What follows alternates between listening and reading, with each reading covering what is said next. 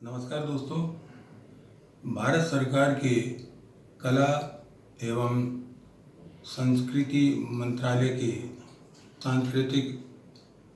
केंद्र प्रयागराज के लिए हम कुछ कहना चाहेंगे। वो यही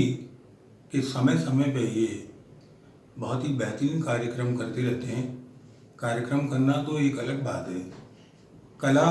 और कलाकारों की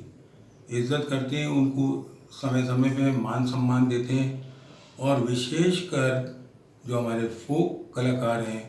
उनको प्रोत्साहित करते हैं और उनके कार्यक्रम को आगे बढ़ाते हैं, प्रचार प्रसार करते हैं।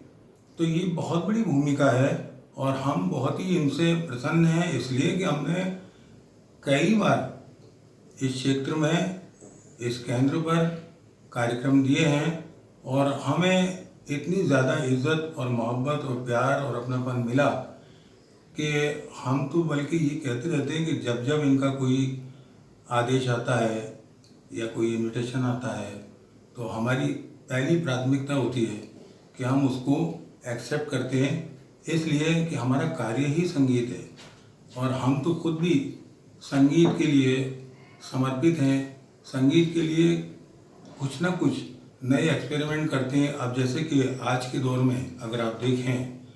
तो कुदरत की तरफ से एक जो कोरोना वायरस की बीमारी फैली है पूरी दुनिया में, हमारे भारत में भी है,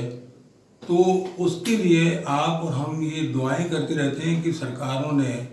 जो निर्देश और दिशा निर्देश और लॉकडाउन के पालन के लिए कहा है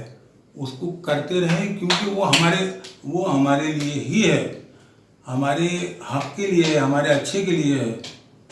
तो हम आपसे ये विनती करेंगे कि जब मंदिर, मस्जिद, गुरुद्वारा, चर्च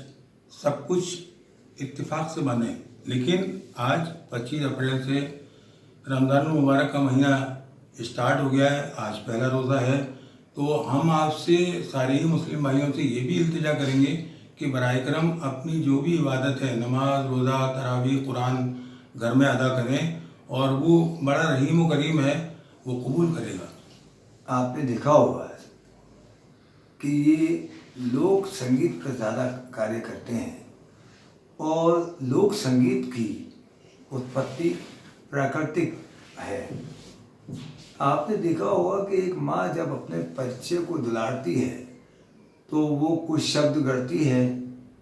यानी शायर भी, कवि भी होती है, उससे कंपोजिशन भी कर लेती है, तो ये नेचर से मिले और गाती भी है।